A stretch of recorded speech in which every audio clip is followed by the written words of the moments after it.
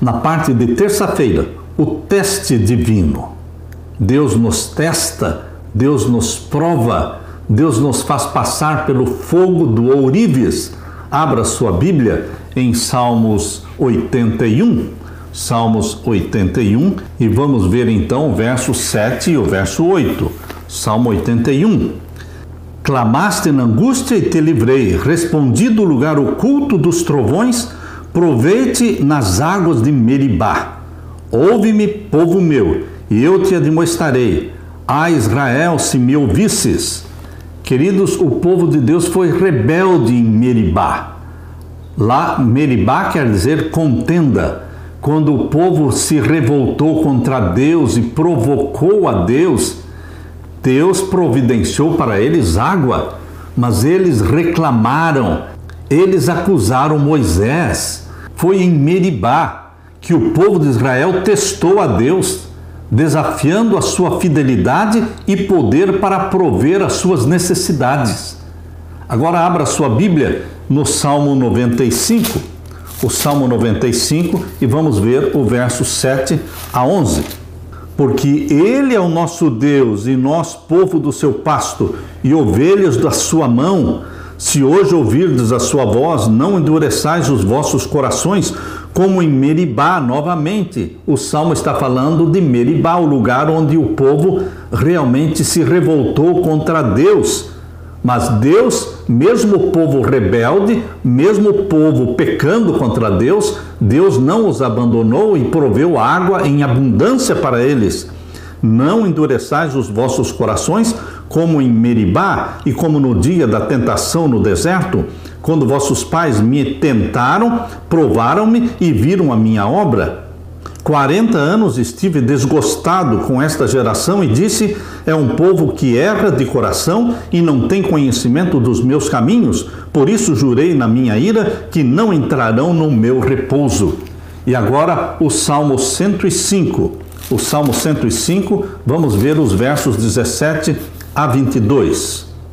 Mandou perante eles um varão que foi vendido por escravo, José, cujos pés apertaram com grilhões e a quem puseram em ferros, até o tempo em que chegou a sua palavra, a palavra do Senhor o provou, mandou o rei e o fez soltar, o dominador dos povos, e o soltou, fê-lo senhor da sua casa e governador de toda a sua fazenda, para a seu gosto sujeitar os seus príncipes e instruir os seus anciãos. Então Israel entrou no Egito e Jacó peregrinou na terra de Cão. Este Salmo 105 está falando da forma miraculosa que Deus usou para com Israel, mandando José na frente, fazendo de José o governador do Egito, para preparar um lugar para receber Jacó e a sua família. Queridos, a referência que os salmos fazem a Meribá transmite dupla mensagem.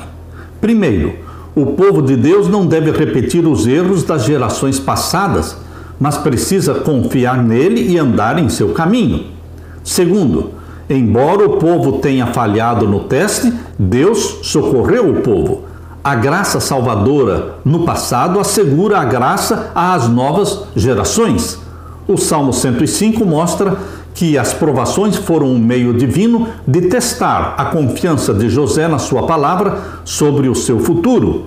O objetivo do teste da fé de José era remover qualquer dúvida quanto à promessa divina e fortalecer a confiança dele na orientação de Deus. O objetivo da disciplina divina é fortalecer seus filhos, prepará-los para o cumprimento da promessa, como mostrado no exemplo de José. No entanto, a rejeição da instrução divina resulta em crescente teimosia e endurecimento do coração. Deus requer pronta e incondicional obediência à sua lei. Os homens, porém, estão adormecidos ou paralisados pelos enganos de Satanás, que sugere desculpas e subterfúgios e lhes vence os escrúpulos, dizendo, como dissera para Eva lá no Jardim do Éden: é certo que não morrereis.